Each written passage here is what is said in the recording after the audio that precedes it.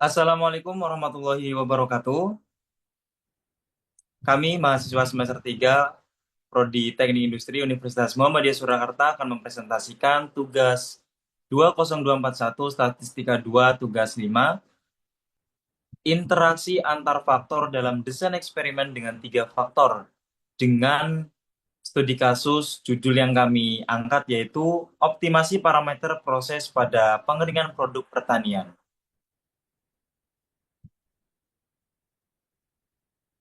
Sebelumnya, perkenalkan dengan tim kelompok kami, yaitu saya, Zaki Khairumam dengan NIM D600230214, Tegar Ridho Al-Hakim D600230229, Bilkis Hans D600230214, dan Dita Fadila Bilkis D600239083. Design of experiment. Design of experiment merupakan suatu teknik statistik yang digunakan di dalam kajian eksperimen dalam rangka peningkatan kualitas produk dan proses. Sedangkan National Institute of Standard and Technology Amerika Serikat mendefinisikan DOE sebagai suatu pendekatan sistematis dalam pemecahan masalah teknik yang menerapkan prinsip-prinsip dan teknik pada tahap pengumpulan data untuk mendukung suatu kesimpulan yang valid.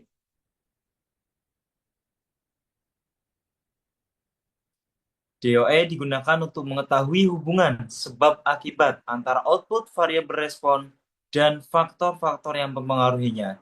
Di dalam DOE terdapat dua jenis variabel utama, yaitu variabel independen sebagai faktor dan variabel dependen sebagai respon. Variabel independen dibagi menjadi dua, yaitu faktor terkontrol atau faktor yang dapat dikendalikan dan faktor tidak terkontrol atau kovarian, atau biasanya sering disebut dengan faktor pengganggu noise factor. Di dalam faktor yang diuji terdapat sejumlah level perlakuan atau treatment, menyatakan kombinasi level dari seluruh faktor yang diuji dalam eksperimen. Sedangkan replikasi menyatakan banyaknya pengulangan percobaan untuk perlakuan yang sama. Next. Studi kasus optimasi parameter proses pada pengeringan produk pertanian. Dalam industri pengolahan hasil pertanian, proses pengeringan memainkan peran penting untuk menjaga kualitas produk akhir. Tiga faktor utama yang mempengaruhi efisiensi pengeringan dan kualitas produk adalah satu, jenis bahan baku atau kita sebut dengan faktor A. Contoh bahan baku seperti jagung A1, gandum A2, dan kacang kedelai A3. Suhu pengeringan disebut faktor B. Suhu 50 derajat Celcius B1, 60 derajat Celcius B2, dan 70 derajat Celcius B3. Kecepatan aliran udara faktor C. Kecepatan 1 sebagai C1, 1,5 meter per second C2, dan 2 meter per second C3. Selanjutnya akan dilanjutkan oleh rekan kelompok kami.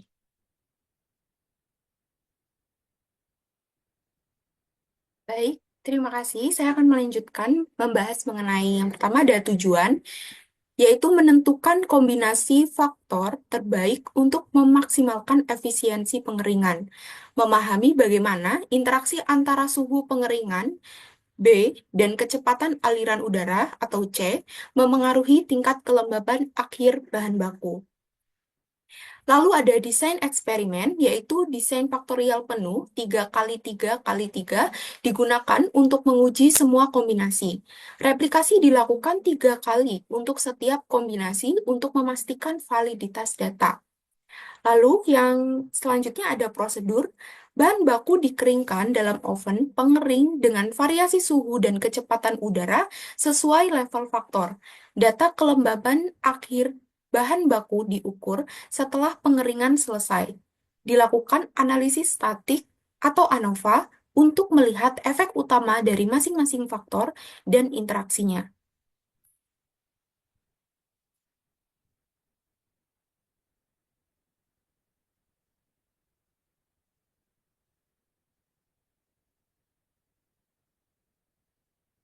Selanjutnya ada desain eksperimen. Jenis desain itu faktorial penuh 3 kali 3 kali 3, di mana faktor-faktor yang diuji, yang pertama ada jenis bahan baku, yaitu faktor A1 jagung, A2 gandum, dan A3 kacang kedelai.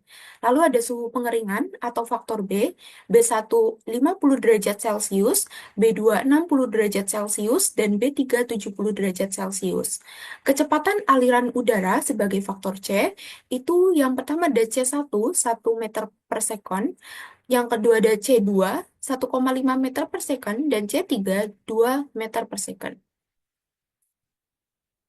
Nah, di sini ada tabelnya, data kelembaban akhir bahan baku dalam persen diukur setelah pengeringan selesai. Di sini ada data fiktif untuk ilustrasi yang sudah saya sebutkan di awal, bisa dilihat. Nah, hasil yang menunjukkan dari data tersebut itu kelembaban lebih rendah, berarti hasilnya lebih baik. Oke, selanjutnya analisis data akan dilanjutkan oleh teman saya. Baik, terima kasih. Di sini saya akan melanjutkan untuk analisis data. Untuk poin pertama itu ada metode analisis. ANOVA atau Analysis of Variance digunakan untuk menguji efek utama atau main efek dari jenis bahan, suhu, dan kecepatan udara. Interaksi antar faktor, khususnya interaksi suhu, suhu B, dan kecepatan C. Kemudian poin kedua ada hasil analisis. Hasil analisis yaitu efek utama sama dengan semua faktor atau jenis bahan baku, suhu, kecepatan memiliki pengaruh signifikan terhadap kelembapan akhir. Selanjutnya, poin terakhir ada interaksi BC. Pada suhu tinggi 70 derajat Celcius dan kecepatan sedang 1,5 meter per second, kelembapan akhir bahan cenderung lebih rendah. Kombinasi ini lebih optimal untuk jagung dibandingkan bahan lain. Selanjutnya ada uji ANOVA. ANOVA atau Analysis of Variance adalah metode statistik untuk menganalisis pengaruh variabel bebas atau faktor terhadap variabel terikat atau biasa disebut respon. Dalam studi kasus ini, ANOVA digunakan untuk menguji pengaruh jenis bahan baku A, suhu pengeringan B, dan kecepatan aliran udara C terhadap kelembapan akhir dalam persen. Untuk tujuan ANOVA sendiri pada studi kasus itu ada dua poin yaitu A, efek utama atau biasa disebut main effect. Tujuan untuk mengukur pengaruh masing-masing faktor secara independen terhadap respon. Misalnya, apakah suhu pengeringan secara signifikan menurunkan kelembapan akhir. Itu. Kemudian untuk poin B, interaksi antar faktor atau interaction effect. Untuk mengukur apakah kombinasi antara dua atau lebih faktor memberikan pengaruh yang berbeda dibandingkan efek masing-masing faktor secara terpisah. Dalam kasus ini, interaksi suhu atau B dan kecepatan C dianalisis untuk melihat apakah kombinasi tertentu lebih efektif. Jadi next. Kemudian ada prosedur. Langkah pertama menyusun model ANOVA. Model ANOVA melibatkan respon kelembapan akhir dalam persen. Langkah kedua membentuk hipotesis statistik. Di sini ada dua poin. Yang pertama ada hipotesis nol atau H0. Tidak ada efek signifikan dari faktor atau interaksi terhadap kelembapan akhir.